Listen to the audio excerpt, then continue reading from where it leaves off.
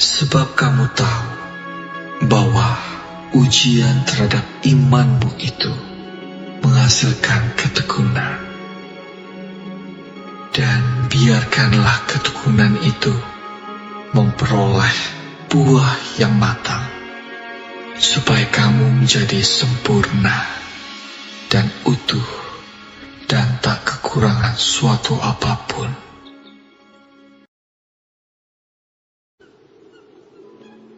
Berbahagialah orang yang bertahan dalam pencobaan, sebab apabila ia sudah tahan uji, ia akan menerima mahkota kehidupan yang dijanjikan Allah kepada barang siapa yang mengasihi Dia.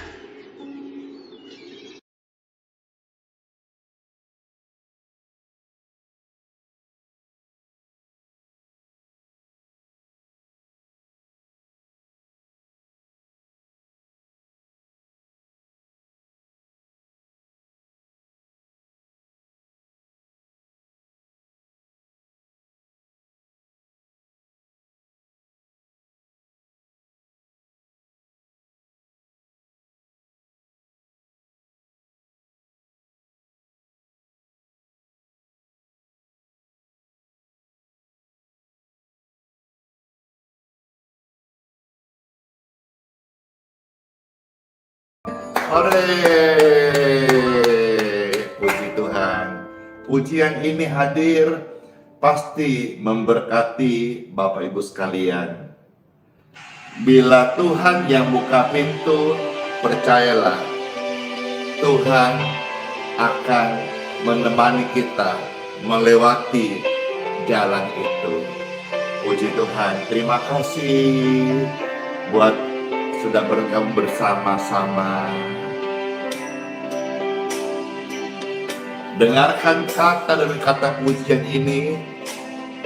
Saya berdoa mengalir kekuatan dari surga dan kesembuhan ilahi bagi Bapak Ibu terkasih.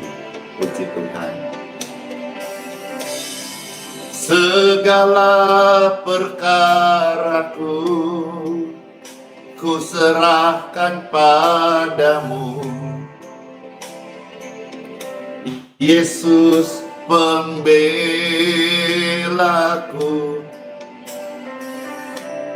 Segala kuatirku ku taruh di kakimu, Yesus pemeliharaku. Bila Kau yang membuka pintu, tak ada satupun dapat menutupnya.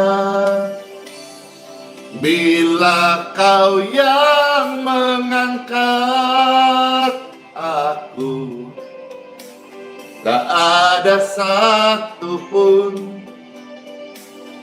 merendahkanmu. Firman Tuhan ini datang kepada setiap kita, yaitu serahkanlah segala khawatirmu kepadanya, sebab Tuhan yang memelihara hidupmu dan hidupku. Jangan takut lagi ya, jangan khawatir lagi. Sebab apabila Tuhan yang buka pintu, tidak ada orang yang dapat menutupnya. Dan jikalau Tuhan sudah tutup pintu, tidak ada yang bisa membukanya. Bila Kau yang membuka pintu, tak ada satupun dapat menutupnya. Bila Kau yang mengangkat kami, tak ada satupun merendahkanmu. Tiada yang dapat merendahkanmu. Tiada yang dapat merendahkanmu. Yeay. Pujian ini sangat memberkati setiap Bapak Ibu sekalian dan saya, dan tentunya menguatkan setiap iman kita berjalan bersama Tuhan, tidak ragu-ragu, tapi terus percaya Tuhan yang memelihara setiap kehidupan kita. Amin. Amin. Puji Tuhan Bapak Ibu sekalian. Kemarin Pastor mendapat satu kesaksian yang serem. Selesai kebaktian minggu pagi, kami didatangi satu keluarga yang membawa bayi yang sangat-sangat menawan. Dan dari keluarganya ini meminta untuk doa penyerahan setelah 4 bulan lalu melalui mujizat Tuhan Yesus, bayi yang lahir dengan kondisi usus terburai keluar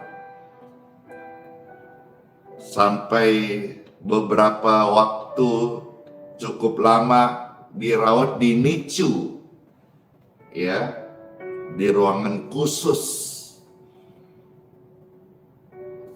hingga mujizat Tuhan hadir dan bayi ini sehat, dan saudara bisa melihat fotonya di thumbnail bagaimana sangat menawan, sangat cantik, namanya Elizabeth. Puji Tuhan Bapak Ibu sekalian, dan dia hari ini sehat, hidup normal, dan tidak kurang suatu apapun juga. Wajahnya putih, matanya bening, tidak kuning. Artinya fungsi-fungsi dalam tubuh bayi ini semuanya baik. Puji Tuhan, mujizat Tuhan hadir di keluarga ini. Itulah sebabnya mereka meminta untuk pelayanan doa penyerahan.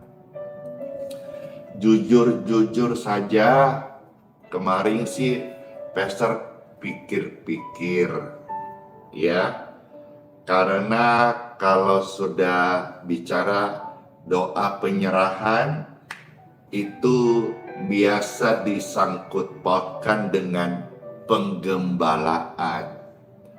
Karena terus terang saja Pastor Andy tidak dalam fokus penggembalaan, ya, tetapi saya hanya melayani jiwa-jiwa, mendoakan saudara-saudara dapat berkat. Saudara silakan cari gereja, ya.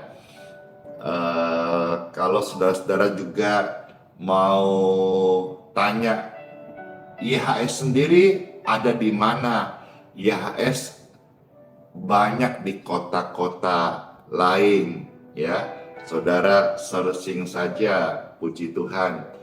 Tetapi khususnya pelayanan yang ada di Balikpapan, di Grahis Balikpapan, memang saya akui tidak dalam penggembalaan gitu. Jadi saya ada rasa berpikir, ada rasa khawatir nanti kalau kita penyerahan anak itu kan harusnya idealnya ada namanya kita siapin dia nanti kelas-kelas atau paling tidak ada sekolah minggu supaya ada penggembalaan gitu pun dengan ibunya atau orang tuanya gitu. Sementara saya sadar kami belum punya tim yang mumpuni seperti gereja-gereja yang handal, ada kantornya, ada tim-tim yang hebat, penatua, diaken, majelis, full timer. Saya sadar saya belum punya SDM itu, dan kalau sekarang saya masuk ke sana secara kemampuan belum kepegang gitu dengan pelayanan baik live streaming maupun onsite setiap hari Minggu pagi, belum kepegang. Jadi siapapun saudara yang sudah diberkati Tuhan lewat pelayanan ini, carilah gereja di mana saudara tinggal, di mana engkau ada di kota di mana engkau stay, atau di mana saudara-saudara terdekat, atau setialah di mana gereja orang tua saudara, atau saudara di mana digerakkan, bertumbuhlah di sana.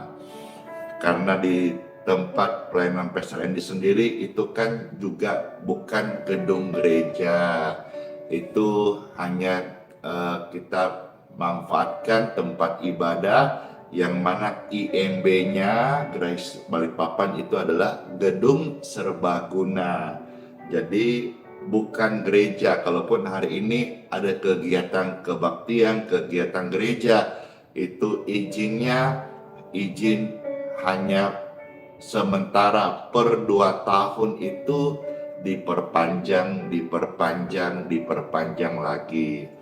Supaya saudara-saudara yang mau digembalakan, cari gereja permanen. Di Balikpapan pun banyak gereja yang baik, supaya saudara bisa digembalakan dengan sungguh-sungguh, puji Tuhan. Namun sepanjang dari setelah akhirnya Pastor Sapa dan ibu ini bersaksi, ternyata lewat doa bayinya ini selamat dan hidup. Dan dia meminta supaya kami bisa mendoakan doa penyerahan anak ini dalam pimpinan Tuhan Yesus. Lalu kami layani, kami doakan dan memberkati anak ini dalam nama Tuhan Yesus. Serahkan dalam pimpinan Tuhan. Selanjutnya setelah umur 4 bulan dan seterusnya, kemarin umur 4 bulan dia milik Tuhan, dipimpin. Nanti sudah akil balik, dia akan dibaptiskan dan dia akan punya keluarga yang takut akan Tuhan, cinta Tuhan, dan berbuah-buah Roh Kudus. Puji Tuhan.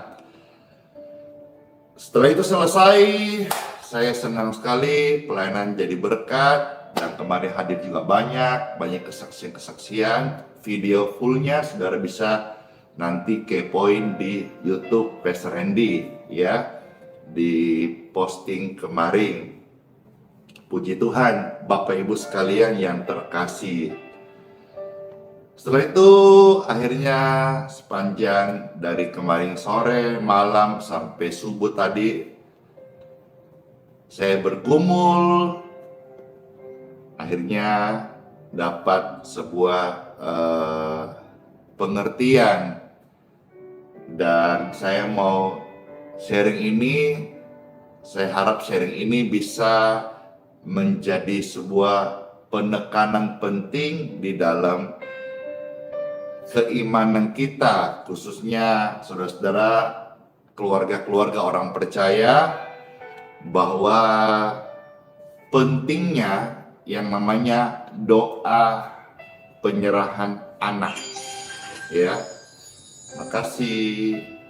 Pentingnya yang namanya doa penyerahan anak, ya. Hari ini Pastor coba expose hal ini yang mungkin sudah banyak yang melupakan atau sudah tidak lagi menjadi sebuah penekanan di dalam pelayanan yang kita lakukan di dalam ladang pekerjaan Tuhan itu sendiri. Puji Tuhan. Seperti apa, saudara-saudara sekalian? Ya, kita akan dengar sebentar seberapa Pastor bisa akan sampaikan. Saya berdoa seperti firman Tuhan, biar semua anak-anak itu datang kepada Tuhan Yesus dan mereka menjadi kesukaan sorga, karena itu adalah firman Tuhan. Baik, akhirnya setelah saya bergumul sejak kemarin sore sampai tadi subuh, ya, saya sampaikan ini bahwa pentingnya penyerahan anak.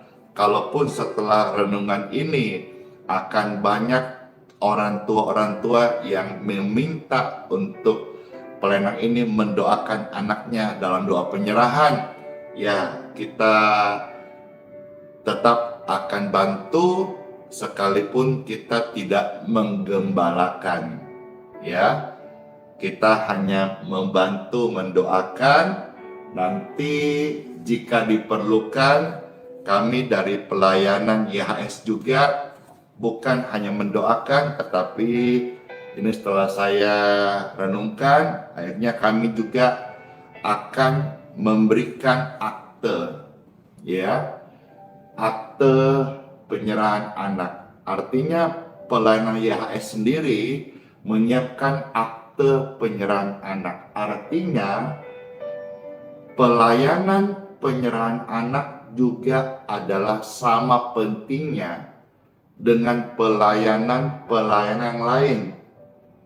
Karena katakan saja pelayanan YHS sendiri, kami memiliki atau mengeluarkan atau menyiapkan ada beberapa akte. Salah satunya adalah akte penyerahan anak, ya. Juga ada namanya ini janji mempelai nikah atau akte pernikahan. Artinya penyerahan anak, kalau kita lihat sama-sama punya akte, berarti juga penting. Juga ada akte baptisan, ya. Artinya pelayanan penyerahan anak juga memiliki makna yang penting, ya. Dan juga satu lagi ada akte kematian. Baik, Bapak Ibu sekalian. Jadi di dalam akte penyerahan ini, kita jika diperlukan akan memberikan akte ini, ya. Sekalipun di sini kita ada logo YHS, tetapi saudara-saudara, ini sebagai tanda anak saudara diserahkan di wadah pelayanan Pastor Andy YHS, gitu ya. Dan saya harap saudara-saudara bisa bertumbuh di mana gereja saudara digembalakan. Namun kalau saudara tanya, YHS ada nggak di kota lain selain di kota Balikpapan? Saya jawab ada, ya. Dan YHS sendiri saya melihat pelayanan yang sangat-sangat maju, sangat-sangat ramai, sangat-sangat memberikan dampak impact yang positif dalam kekristenan di Indonesia. Di kota mana saja? Banyak. Di Makassar ada, di Palembang ada, di Surabaya ada, di Malang ada. Yang tahu nanti tolong komentar ya, IHS di mana saja. Di Palangkaraya ada,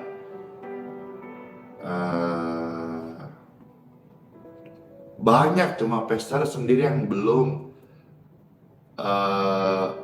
dipercaya untuk datang ke kota-kota yang lebih banyak IHS itu, ya. Iya, ada di Pontianak, ada di Bali, ada lagi yang tahu kah? Ini ada di mana saja IHS. Bahkan kalau tidak salah ya, di Taiwan ada. Di mana lagi ya? Ya, mungkin satu hari Malaysia juga akan dibuka, tidak mustahil. Kalau tidak salah juga kemarin di Kupang ada, di Papua ada, ayo, di Manado ada, puji Tuhan ya. Di mana lagi yang saudara tahu? Samarinda ada, di Jakarta ada, di Medan ada, di Palu ada, di Bandung ada, di Sampit ada, di Batam katanya belum ada. Siapa tahu Missioner Pastor lihat ini ada nih panggilan di Batam, di Palopo ada.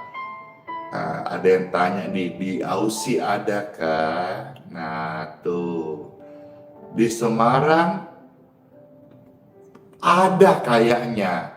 Di Semarang kayaknya ada, ya. Ya, puji Tuhan, makasih buat responnya. Ya, baik, nanti langsung deh banyak pertanyaan.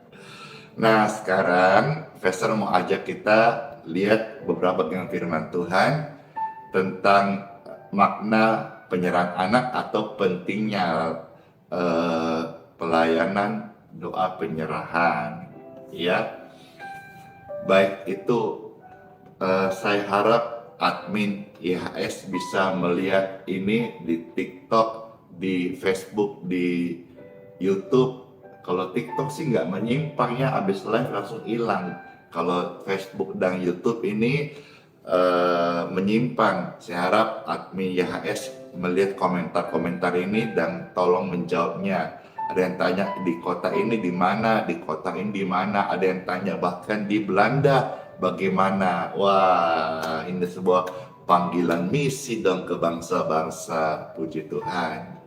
Baik, Bapak Ibu sekalian, sekarang yuk kita ambil waktu singkat. Saya coba seberapa bisa membuka ayat-ayat firman Tuhan. Kalau tidak selesai, coba kita lanjutkan besok, ya. Di Time for Bible, dalam nama Bapa, Putra, dan Roh Kudus. Amin, amin, amin, amin, amin. Iya, terima kasih terus saudara atas komentarnya. Puji Tuhan, nanti offline Pastor baca-baca ya. Saya harap juga sekali lagi admin YHS ya bisa membaca-baca pertanyaan itu dan juga bisa tolong menjawabnya. YHS di kota mana saja dan di mana alamatnya. Siapa tahu ada Bapak Ibu sekalian yang terkasih, pemirsa yang lihat live streaming ini mau coba-coba datang, ikut ibadah, puji Tuhan, senang banget pastinya. Iya, bisa cari di Google. Makasih. Yuk kita melihat firman Tuhan hari ini. Kayaknya kita akan lihat beberapa bagian, cukup panjang, makanya kalau tidak bisa Pastor selesaikan hari ini karena waktu, nanti kita lanjut besok ya. Yang pertama-tama kita akan melihat Injil Lukas pasal yang kedua ya. Ayat 21 sampai dengan ayat 22.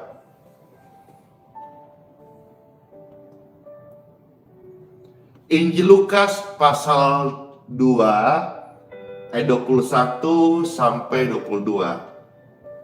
Selamat mendengarkan firman Tuhan. Tuhan Yesus memberkati.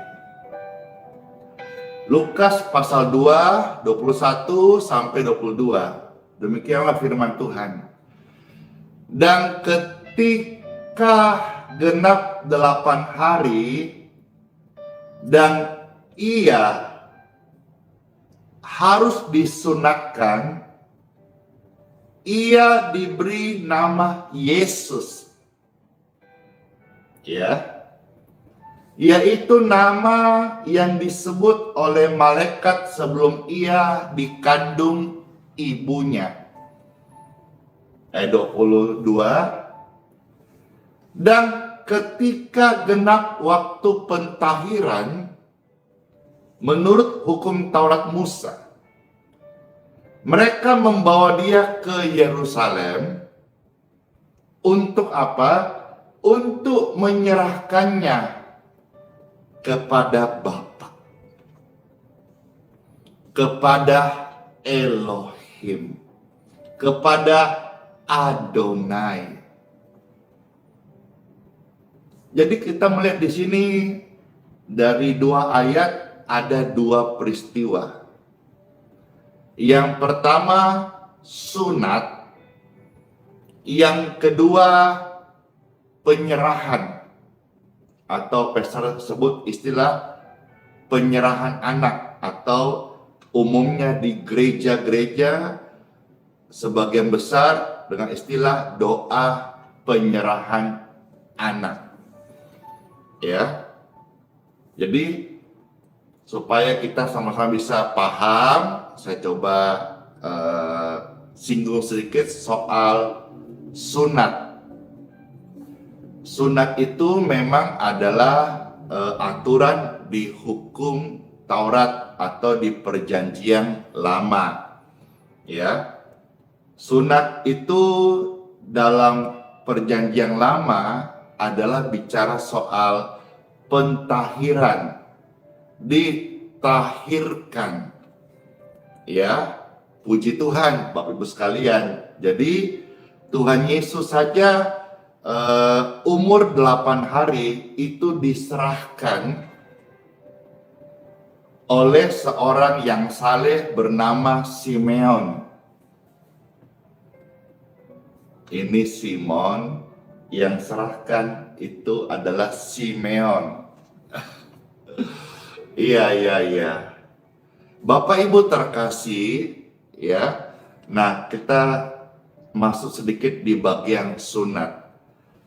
Memang di dalam perjanjian lama atau hukum Musa atau yang mereka terapkan oleh orang-orang Israel waktu itu, sunat itu bicara soal pentahiran, Bapak Ibu sekalian. Baik. Nah, tetapi kalau orang berkata, Yesus aja disunat, harusnya orang Kristen semuanya kudu disunat. Iya, tetapi kita juga harus melihat di dalam teks perjanjian baru sendiri yang dibawa oleh rasul-rasul atau murid-murid Kristus. Ya, sejak Kristus mati di kayu salib, simbol atau pentahiran itu bukan lagi berdasarkan sunat dengan dipotong gitu ya, lalu menjadi tahir. Tidak. Sejak Kristus mati di kayu salib, pentahiran atau pengudusan kita atau orang-orang yang percaya kepada Tuhan Yesus bukan lagi karena sunat, tetapi karena darah Yesus. Memang sebelum zaman Tuhan Yesus mati di kayu salib, sunat adalah simbol pentahiran. Tetapi sejak Kristus mati di kayu salib, maka tidak ada lagi korban yang lebih kudus, yang lebih suci, yang lebih agung, yang satu kali untuk selama-lamanya, yang mentahirkan manusia. Bahkan kalau kita melihat Galatia pasal 3:13, di situ juga kutuk dipaku di kayu salib. Artinya sekarang sebagai orang yang percaya Tuhan Yesus, disebut anak-anak Tuhan, kita ditahirkan bukan karena kita sunat atau tidak sunat. Kalaupun saudara sebagai orang Kristen, orang Katolik, orang percaya pada Alkitab, kitab suci, dan saudara hari ini disunat, itu hanya bicara soal kebersihan, clean atau unclean. Tapi bukan lagi kita beriman tentang pentahiran. Kalau tidak sunat kita menjadi najis, kalau sunat kita menjadi tahir. Bukan lagi saudara-saudara sekalian, tetapi lebih bicara soal clean, kebersihan. Pastor bicara ini, apakah ada rekomendasi dari perjanjian baru? Ada. Coba kita lihat beberapa bagian supaya kita diteguhkan apa yang saya sampaikan ini betul-betul dari firman Tuhan. Puji Tuhan. Jadi saya mau tekankan dulu bahwa pentahiran kita hari ini bukan lagi masalah saudara sunat atau tidak sunat. Kira-kira sama dengan istilah kalau saudara melihat Imamat pasal 11. Di sana ada soal makanan, tahir atau tidak tahir gitu ya. Tetapi saudara-saudara sekalian, ketika kita sekarang dalam Kristus, kita ditahirkan oleh darah Kristus. Jadi bukan lagi bicara soal ini makanan tahir atau tidak tahir. Kita makan misalnya makan B2 nanti jadi najis. Kita tidak lagi ditahirkan oleh karena makan ini atau tidak makan ini, sunat atau tidak sunat, bukan itu lagi. Tapi sekarang kita sejak Kristus mati di kayu salib, darah Yesus lah, pengorbanannya lah yang mentahirkan kita. Saya hari ini tahir bukan karena saya makanku baik atau tidak baik, bukan atau saya atas dasar sunat atau tidak sunat, tetapi karena ditahirkan oleh darah Tuhan Yesus Kristus. Oke, apa referensinya Pastor? Supaya kita jangan sampai berasumsi. Baik Bapak Ibu sekalian, kita lihat sebentar ya. Kisah Para Rasul pasal yang ke-7 ayat 51 dulu ya. Kita lihat dulu sekarang. Kisah Para Rasul pasal yang ke-7 ayat yang ke-51. Puji Tuhan. Sebelum Pastor akan masuk bahwa pentingnya namanya doa penyerahan anak, karena yang kita baca tadi teks ada bicara dua peristiwa, sunat dan penyerahan ya. Sekarang kita lagi coba lihat referensi tentang sunat yang penting hari ini.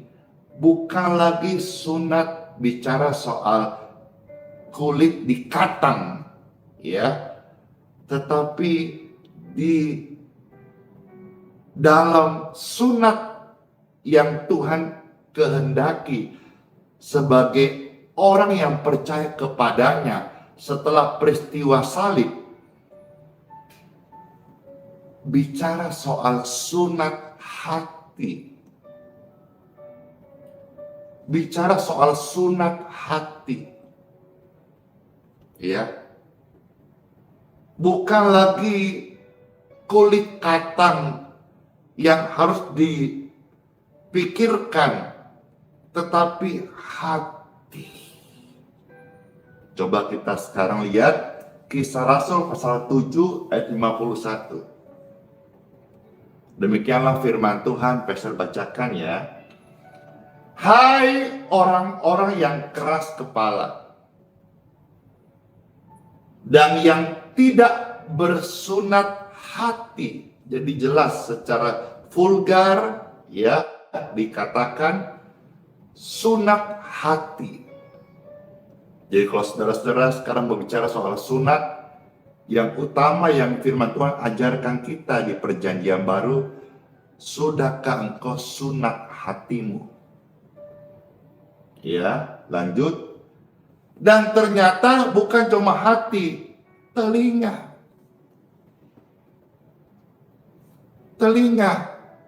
Telinga juga perlu disunat.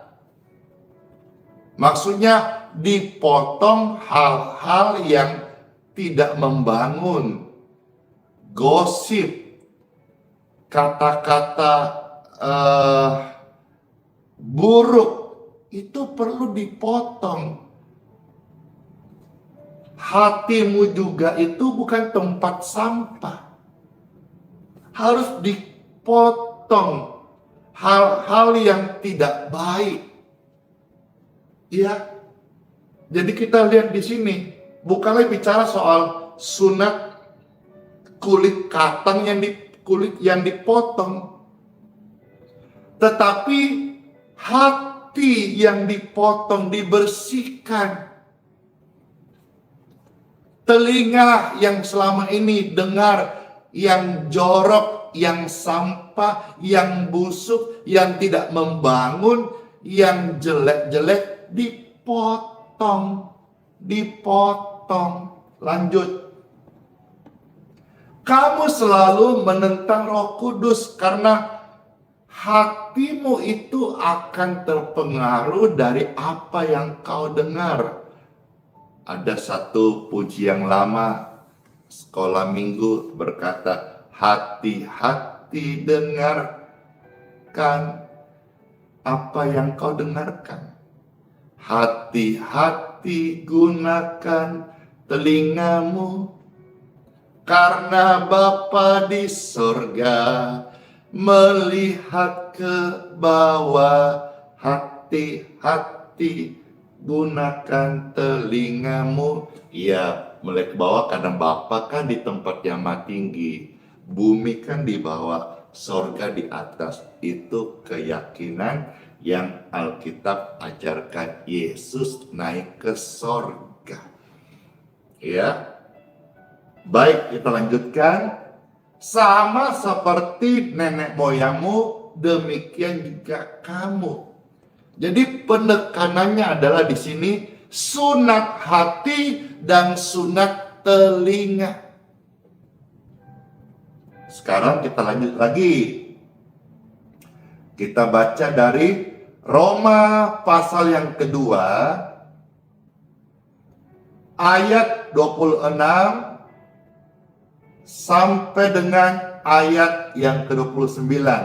Kita selesai ayat-ayat ini tentang sunat. Ya, ini sebetulnya ada referensi yang lain, tetapi Pastor kasih dua saja dari Kisah Para Rasul dan Roma. Ya, untuk kita bisa sedikit mengspill tentang sunat. Karena kadang-kadang ada orang-orang yang mungkin kurang paham atau belum pernah dengar ini, sehingga ketika ada yang bertanya, Tuhan Yesus saja disunat, masa kamu pengikutnya tidak disunat? Lalu akhirnya perkataan itu menghakimi kita. Lalu kita mulai merasa sebagai orang Kristen, kalau disunat puji Tuhan, kalau tidak disunat seperti yang kau tidak bersih, seperti yang kau najis, seperti yang kau tidak layak. Itu yang saya mau patahkan di sini. Karena pentahiran kita, layaknya kita, pengudusan kita tidak lagi tergantung titiknya atau legal standingnya pada sunat atau tidak sunat, tetapi darah Yesus. Peristiwa salib itu yang mentahirkan kita. Iman kepada Tuhan Yesus, bukan kepada perbuatan melakukan hukum Taurat. Baik, Roma pasal 2 ayat 26 sampai ayat yang ke-29. Selamat mendengarkan firman Tuhan ini. Jadi, jika orang yang tak bersunat memperhatikan tuntutan-tuntutan hukum Taurat, ya, tidakkah ia dianggap sama dengan orang yang telah disunat? Karena bicara soal kebenaran pentahiran itu hati yang percaya kepada Tuhan Yesus. Mulut yang mengaku, hati yang percaya, mereka ditahirkan, mereka dikuduskan, mereka dilayakkan. Jadi jika orang yang tak bersunat memperhatikan tuntutan hukum Taurat, tidakkah ia dianggap sama dengan orang yang telah disunat? Ayat 27. Jika demikian, maka orang yang tak bersunat tetapi yang melakukan hukum Taurat akan menghakimi kamu yang mempunyai hukum tertulis dan sunat. Tetapi yang melanggar hukum Taurat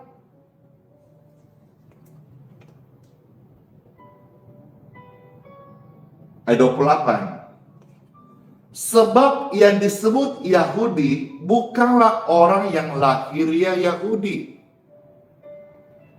Dan yang disebut sunat bukanlah sunat yang dilangsungkan secara lahiriah.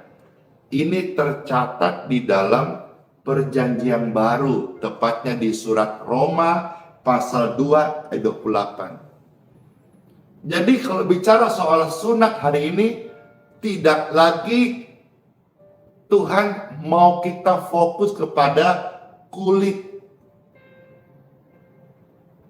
Potong sedikit bagian kulitnya. Bukan itu lagi. Karena semua itu yang dilangsungkan secara lahiriah. Sebelum zaman Tuhan Yesus mati di kayu salib. Zaman dulu orang pentahirannya 1 tahun 1 kali. Ya dari kurban. Ya. Yang mereka bawa kepada imam-imam. Yang diperiksa bukan orang dosanya apa. Tapi yang diperiksa kurbannya. Setahun sekali. Zaman dulu persembahan-persembahan itu sangat memiliki makna-makna yang luar biasa karena akan menyangkut pentahiran mereka, pengampunan mereka, termasuk juga mereka menjaga makanan dan juga mereka sangat menjaga namanya hukum Taurat seperti sunat itu sendiri karena bicara soal simbol pentahiran. Tapi apakah hari ini orang Kristen bisa menerima hal ini? Tentu saya percaya banyak bisa menerima, tetapi tidak banyak waktu yang kita kasih merenungkan bagian ini. Nah, waktu singkat pesan kita renungkan sebentar. Oh iya ya, kalau sunat untuk bicara soal kebersihan tentu sangat baik sekali.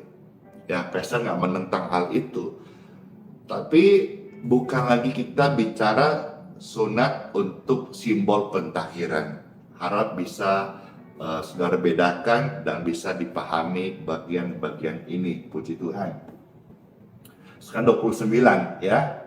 Roma pasal 2 ayat 29. Tetapi orang Yahudi sejati ialah Dia yang tidak nampak keyahudiannya, dan sunat ialah sunat di dalam hati. Sunat hati, sunat hati secara rohani. Jadi kita nggak bisa menyangkal bahwa Tuhan Yesus umur 8 hari disunat dan diserahkan oleh Simeon. Ini sejarah mencatat, Injil pun mencatat, jelas. Tapi sekarang kita tahu bahwa Tuhan meminta kita sunat hatimu, sunat telingamu. Bukan lagi secara hurufiah, bukan lagi secara jasmani atau fisik. Ya. Itu tercatat. Bukan secara hurufiah, maka pujian baginya datang bukan dari manusia, melainkan dari Bapa. Jadi artinya kalau saudara hari ini merasa harus sunat untuk pentahiran, ya mungkin orang-orang puji engkau. Tapi persoalannya adalah sebagai anak Tuhan, sebagai hamba Tuhan, sebagai orang Kristen, kita tidak lagi mencari pujian dari manusia.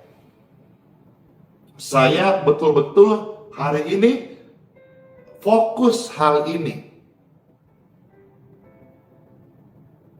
Berkali-kali saya Tuhan izinkan ada di namanya ujung hidup dan masuk ke maut. Maka saya menghargai setiap hari, setiap pelayanan yang Tuhan berikan. Jadi kalaupun ini pemberian penyerahan akte untuk penyerahan anak, ini sebetulnya lahir dari kerinduan tadi subuh bagaimana saya rindu menjadi berkat lebih dan lebih lagi. Saya nonton video-video orang-orang yang datang itu, saya rindu bagaimana lebih lagi bisa memberkati mereka. Maka saya sedih sebetulnya, bercampur rada kesel. Ya. Saya singgung sedikit ini soal penipuan. Ya. Karena beberapa hari ini sampai kemarin saya banyak mendapat chat dimaki-maki orang, dimarah-marah orang. Saya bukan berarti hamba Tuhan tidak mau dimaki atau anti kritik, bukan, tetapi di sini konteksnya mereka maki-maki saya, mereka marah-marah kepada saya dikarenakan apa? Dikarenakan mereka tertipu. Mereka tertipu, ternyata yang saya kemarin gaung-gaungkan, hati-hati di Facebook, memang di Facebook banyak sampai sekarang. Ternyata juga yang sudah saya pernah lihat, saya pernah sudah spill, saya pernah juga tahu di TikTok sendiri, itu ada akun yang namanya persis, ya, sama-sama dia buat akun Pastor Andi Simon. Bahkan kalau tidak salah,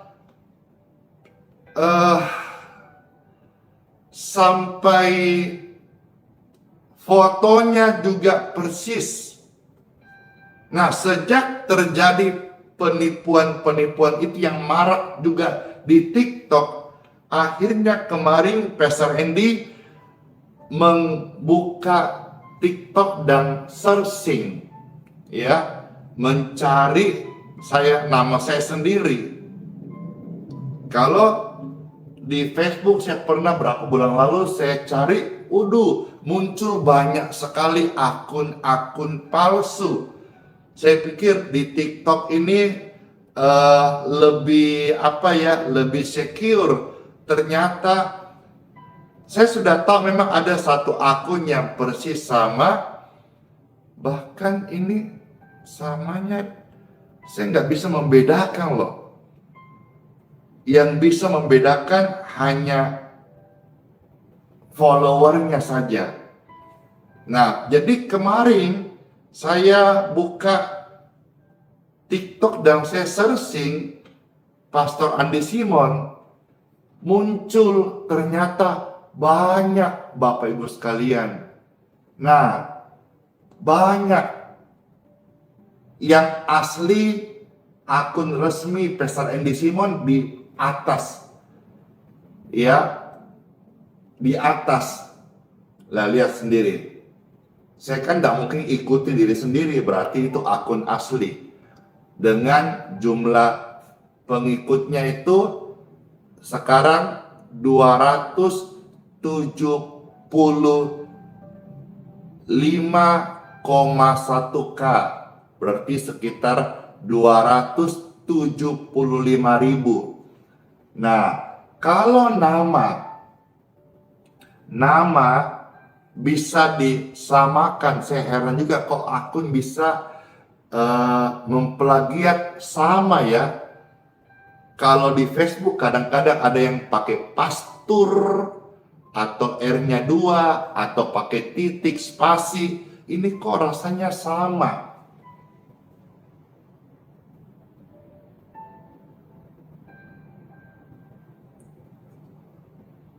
Nah, saya nyatakan hari ini bahwa akun TikTok ya, yang saya tunjukkan ini sebagai bukti, selain daripada akun resmi Pastor Andi Simon dengan pengikut 275K kurang lebih per hari ini, itu adalah palsu.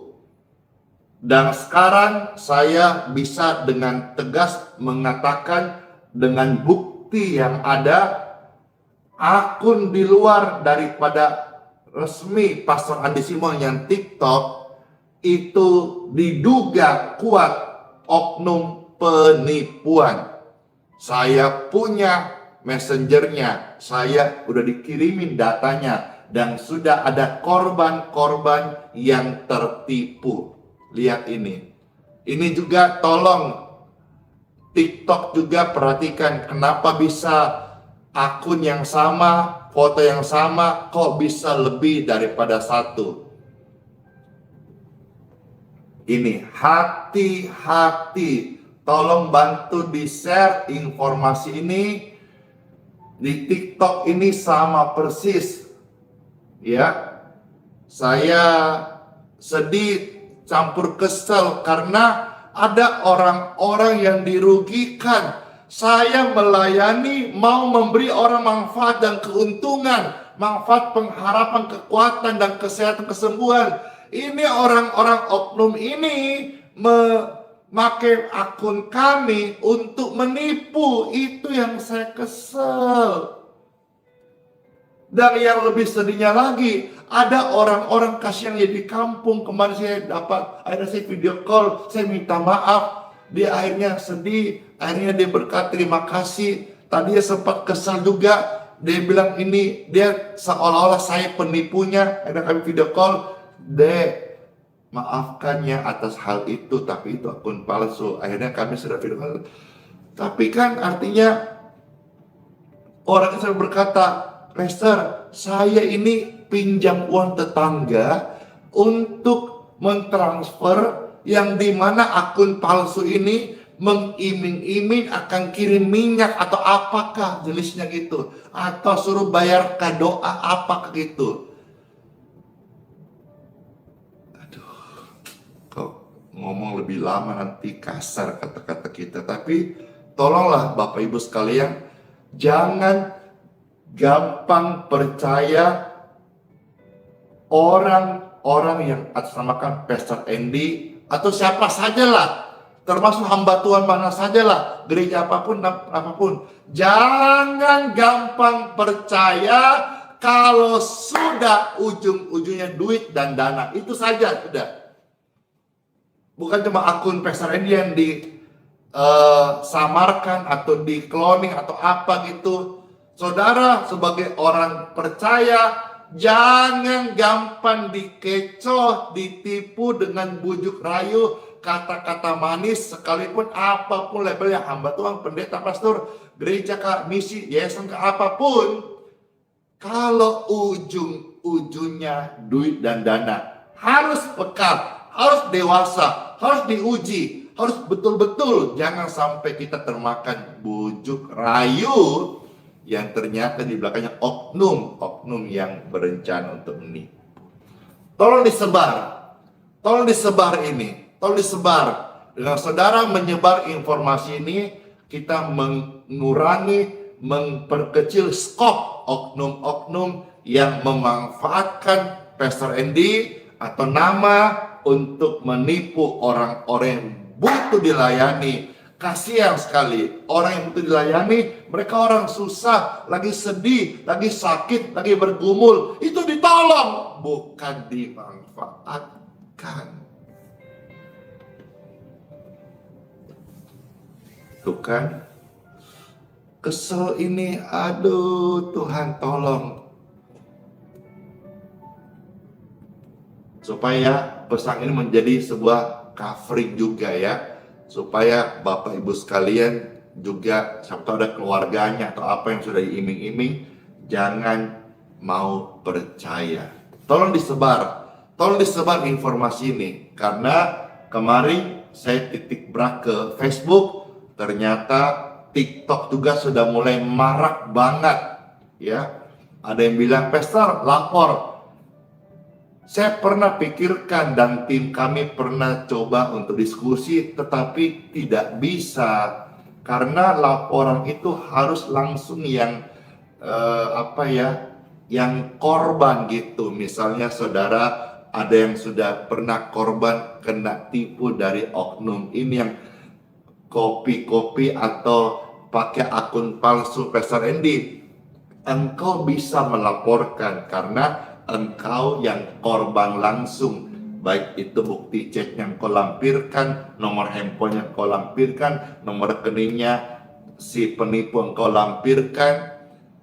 Bisa, kalau Pastor tidak bisa gitu kira-kira. Ya udah, kita lanjut lagi. Jadi jelas tadi ya, bagian daripada yang pertama kita lihat sunat, kita sudah sedikit banyak paham.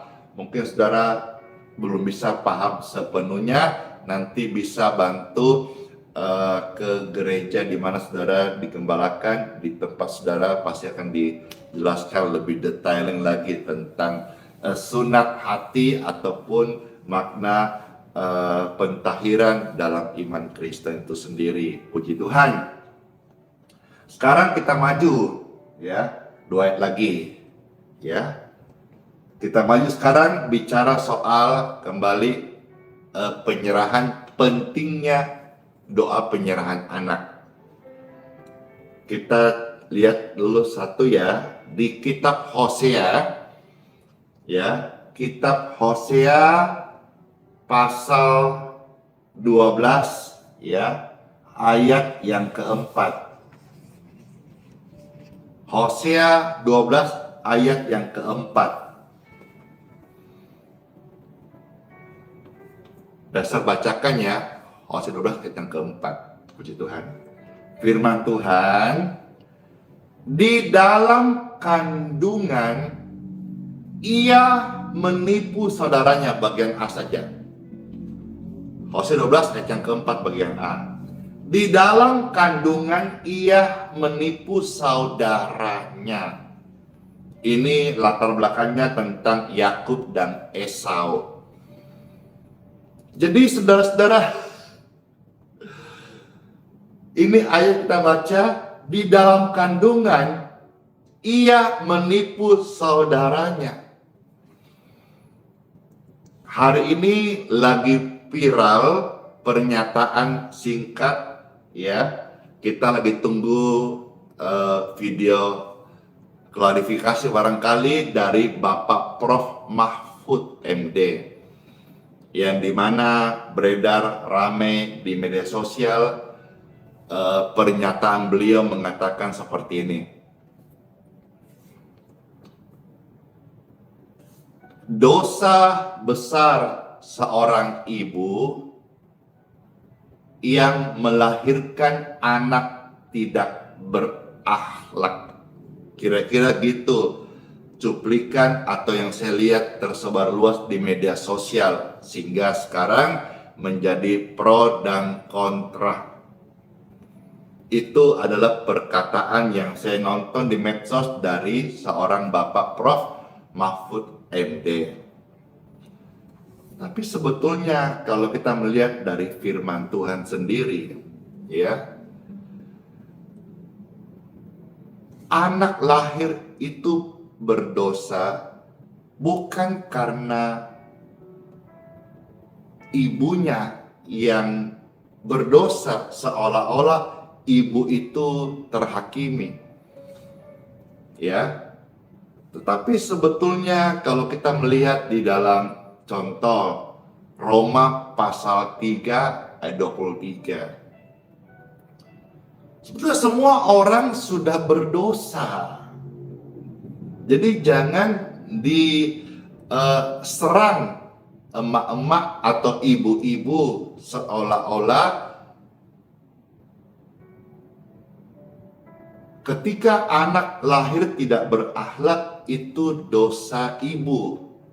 Sebetulnya yang Alkitab, ya, saya di sini tidak ada dalam bicara soal politik, tapi saya sedang coba memberikan firman Tuhan kepada kita sekalian, bahwa sebetulnya semua manusia itu menurut kitab suci memang sudah berdosa gitu.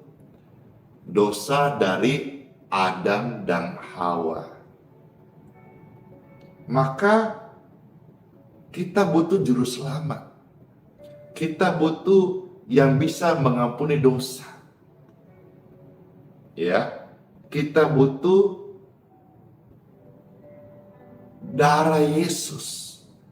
Kita butuh pengorbanan Kristus itu loh. Jadi jangan sampai kita mentitik beratkan seolah-olah emak-emak atau ibu itu yang andilnya paling besar gitu.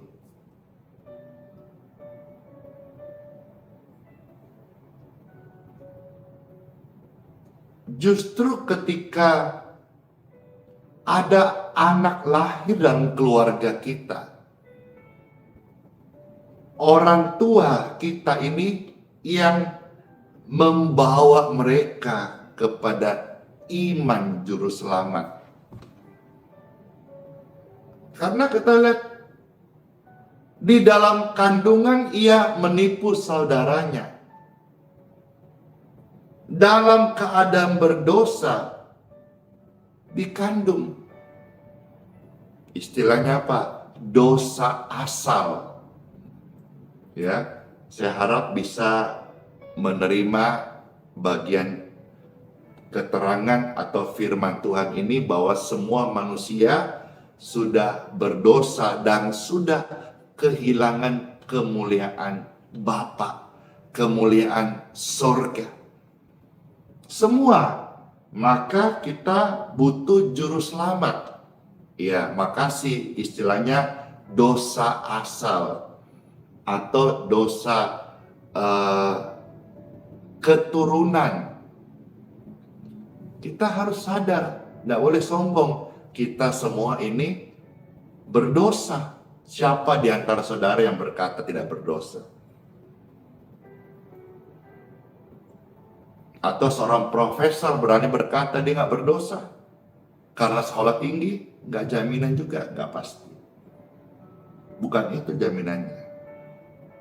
Jaminan kita bisa diampuni dosanya, dikuduskan. Ada satu pribadi yang menjaminnya. Yesus Kristus berkata, oleh bilur-bilurku kamu semua disembuhkan.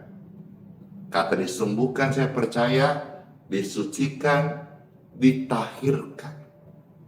Dia mati di kayu salib supaya kita yang berdosa mendapatkan rahmat dan pengampunannya. Harap bisa clear dan bisa saudara terima ini sebagai paling tidak penyeimbang dengan isu-isu yang berkembang hari ini yang disampaikan oleh Bapak Prof. Mahfud MD. Puji Tuhan Bapak Ibu sekalian. Sekarang kita lihat satu ayat lagi ya. Kitab Mazmur 127 ayat yang ketiga. Wah, langsung ibu-ibu langsung komen, betul sekali. Jadi kita tidak boleh menyerang, artinya contoh anak itu jadi tidak berakhlak seolah-olah karena dosa ibunya.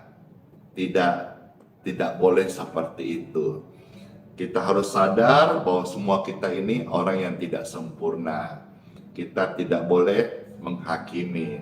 Justru firman Tuhan datang, kita butuh juru selamat. Puji Tuhan. Dan juru selamat yang Alkitab ajarkan dan saya imani hanya satu. Dialah Tuhan Yesus Kristus. Nah sekarang saudara-saudara kita lihat Mazmur 127 ayat yang ketiga. Pastor bacakan ya. Sesungguhnya anak-anak lelaki adalah milik pusaka daripada Tuhan, dan buah kandungan adalah suatu upah. Jadi anak-anak itu bukanlah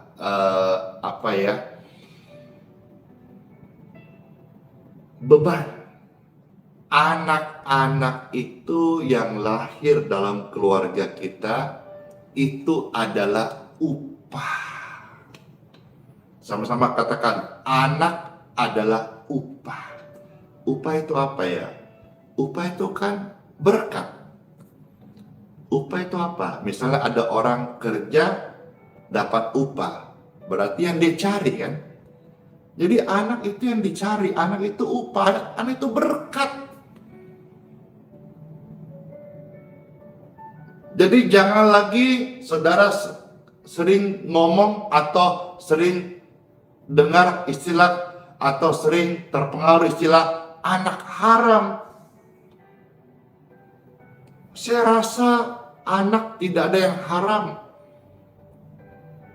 Kalaupun yang salah orang tuanya, mungkin ada hubungan di luar pernikahan yang kudus.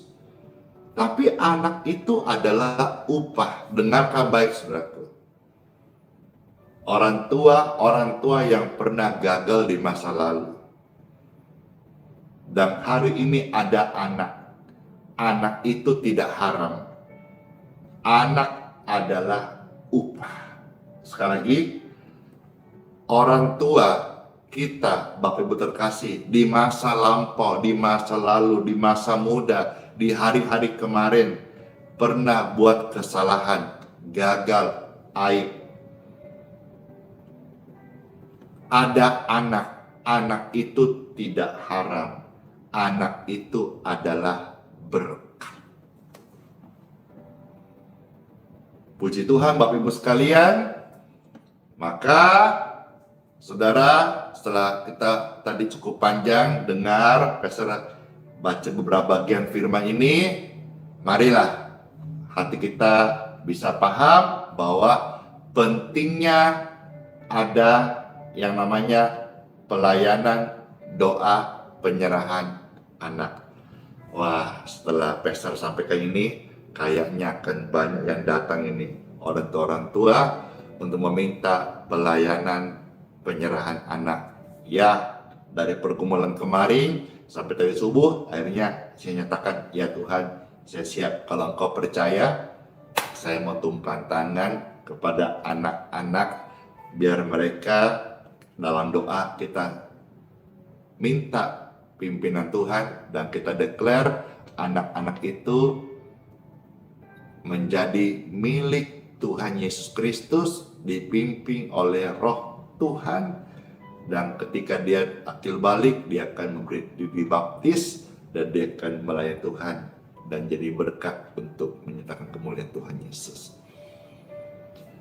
Di akte ini sendiri Bapak Ibu sekalian, ya, kita tulis dari Injil Matius 19 ayat 14, ya. Di sini kita kasih dalam terjemahan Indonesian Modern Bible dengan tulisan perkataan Tuhan Yesus, biarlah anak-anak kecil itu datang kepadaku, dan janganlah kamu melarang mereka, sebab milik orang-orang yang seperti inilah kerajaan sorga. Kiranya pelayanan ini bisa menjadi berkat buat saudara keluarga, dan saudara-saudara mungkin yang juga kemarin merasa gagal dalam keluarga, ada intimidasi, dan kau merasa anakmu ini anak haramkah atau apakah, dengarkan, anak itu tidak ada yang haram.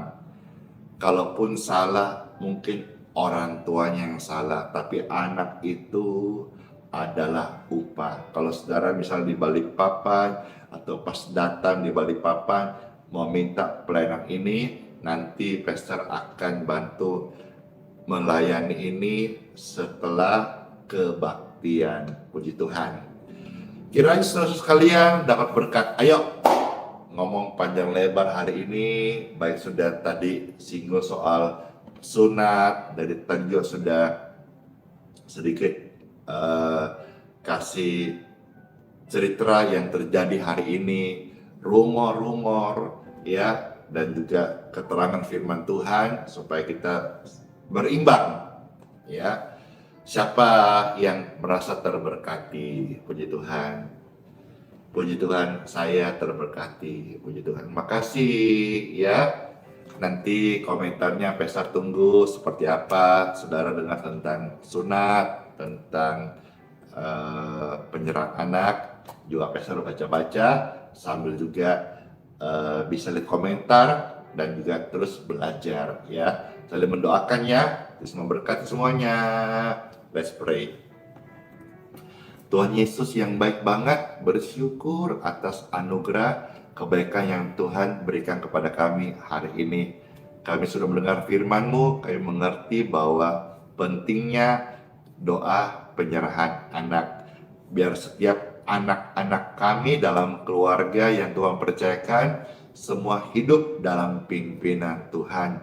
Semua dosa keturunan, ya, dosa asal dan juga yang bukan dari Tuhan, lewat dipimpin Tuhan dan doa penyerahan anak, kami percaya semua hal yang buruk itu yang bukan dari roh Tuhan diputuskan, dan lewat pelayanan hamba Tuhan kami berdoa bahwa setiap anak-anak kami semua menjadi milik Kristus, dipimpin dalam Roh Kudus. Terima kasih, berkati Tuhan, mohonkan berkat untuk semua keluarga-keluarga yang percaya kepadamu. Biarlah rahmat-Mu, kebajikan, kemurahan-Mu menyertai mereka semua hari ini.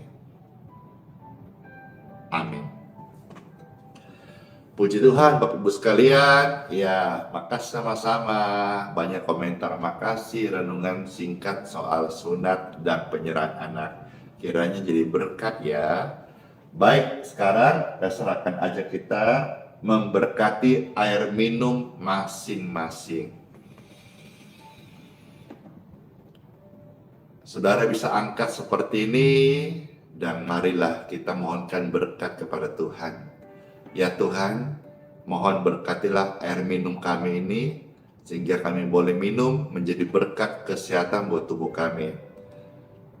Bagi mereka yang sedang ada dalam pergumulan, sakit, kelemahan tubuh, bakteri, virus, radang, infeksi, kuman, jamur di tubuh mereka, atau ada penyempitan pembuluh darah, fungsi ginjal jantung yang gangguan, kami berdoa dan mohonkan kepadamu ya Tuhan, berkatilah air minum kami ini, kami minum ada kesembuhan mengalir in Jesus name. Air minum ini diberkati menjadi healing water dalam nama Tuhan Yesus, minumlah. Dan roh kesembuhan dari Bapakku mengalir menjamah tubuh kita semuanya. Amin.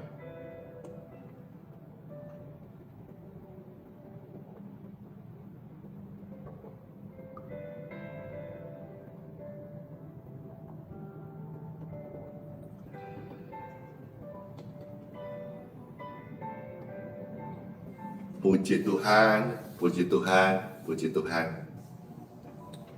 Syukur kepada Tuhan bisa melayani hari ini. Senang banget. Saudara senang kah? Pastor senang sih.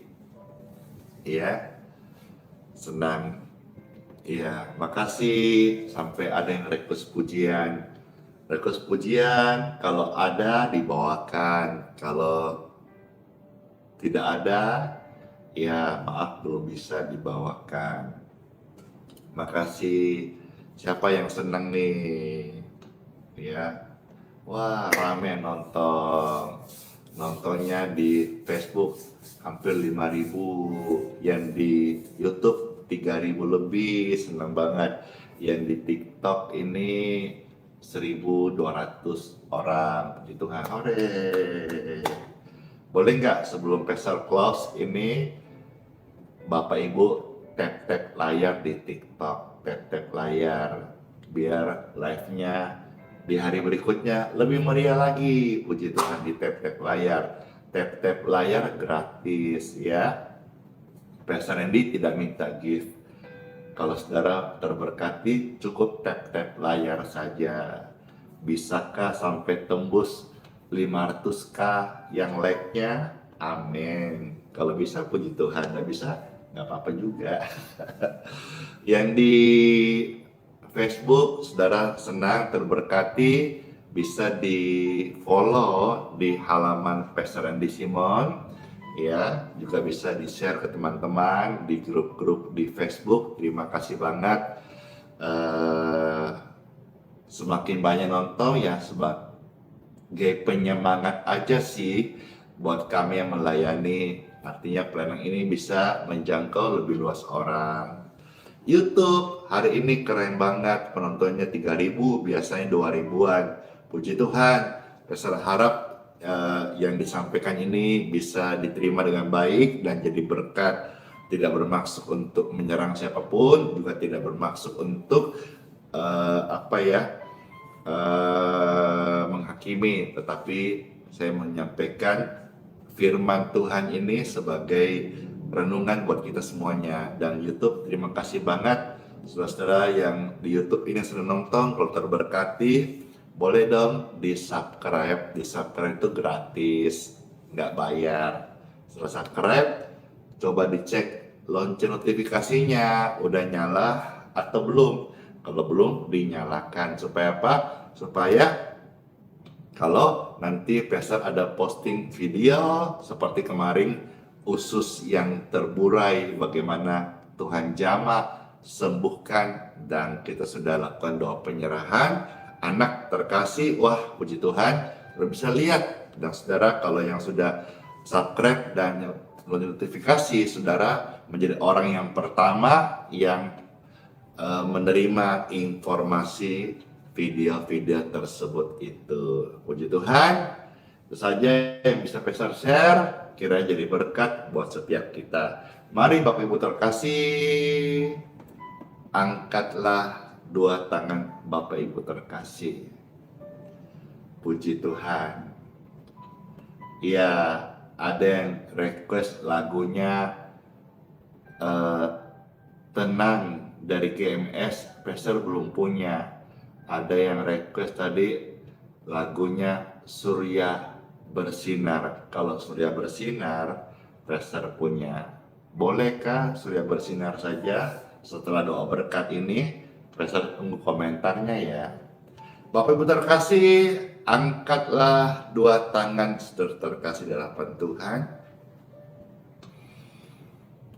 Dan dengan tangan yang terangkat, puji Tuhan, kami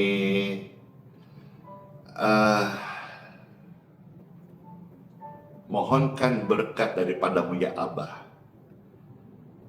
Berkatilah kami sepanjang hari ini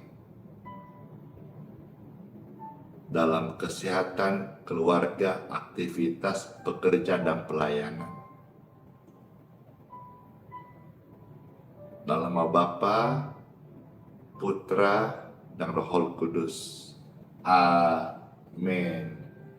Semua kita sudah mendapatkan berkat dari Tuhan. Saya percaya berkat Tuhan membuat kita senantiasa bahagia. Bahagia itu sederhana. Apa itu? Berkat dari Tuhan membuat kita bahagia.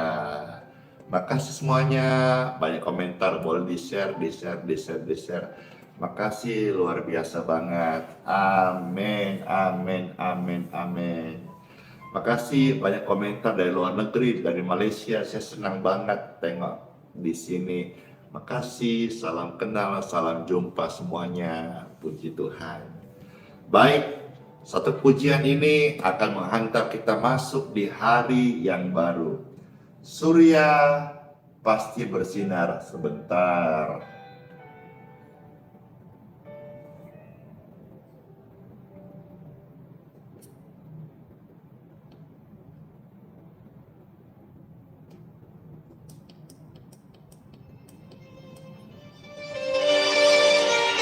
Pujian ini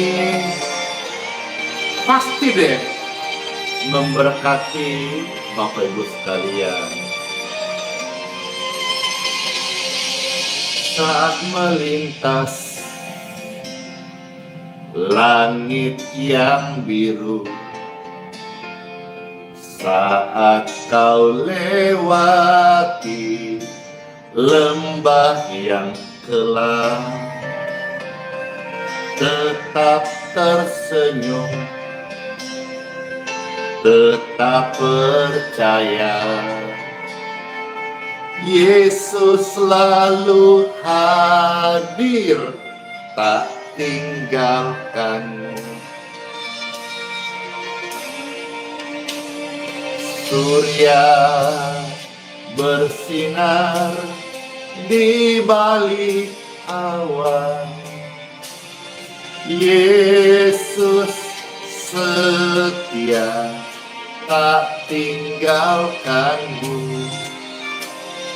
Surya bersinar di balik awan. Tuhan, terima kasih. Yesus itu setia, tak tinggal. Saya percaya banget Black Planet ini banyak saudara-saudara sekalian yang menerima kesembuhan ilahi. Siapa yang merasakan yang mengalami jamah Tuhan, tubuhnya diberkati. Amin.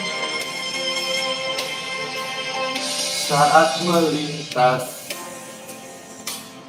langit yang biru, saat kau lewati lembah yang kelam, ingat ini, tetap tersenyum, tetap berdoa. Yesus selalu hadir, tak tinggalkanmu. Hore! Surya bersinar di balik awan. Yesus setia, tak tinggalkanmu. Yes. Surya bersinar di balik awan. Yesus setia, tak tinggalkanmu.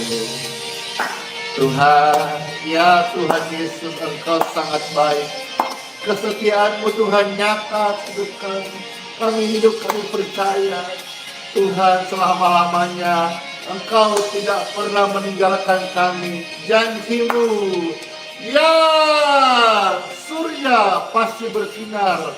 Percaya deh, amin. Surya bersinar di balik awan. Katakan, Yesus setia, tak tinggalkanmu. Surya bersinar di balik awan. Yesus setia, tak tinggalkanmu. Yesus setia, Yesus hadir, Yesus ada, tak tinggalkanmu. Kalau Pastor Andy habis ini mau pamit dulu, ya. Tapi Yesus Kristus setia, tidak pernah tinggalkan kita sampai selama-lamanya. Kalau saudara senang, setiap pagi Pastor selama masih Tuhan kasih kesehatan, umur panjang, hadir di TikTok, di Facebook, di YouTube setiap pagi jam 6.05. Siapa tahu saudara terberkati dan sebelum aktivitas masuk pagi-pagi mau ikut live streaming di hari esok. Puji Tuhan, terima kasih. Bless you semuanya. Sampai ketemu besok lagi. Dadah. Dia memberi kekuatan kepada yang lelah dan menambah semangat kepada yang tiada berdaya. Orang-orang muda menjadi lelah dan lesu, dan teruna-teruna jatuh tersandung. Tetapi orang-orang yang menantikan Tuhan mendapat kekuatan baru. Mereka seumpama Raja Wali yang naik terbang dengan kekuatan sayapnya. Mereka berlari dan tidak menjadi lesu. Mereka berjalan dan tidak menjadi lelah.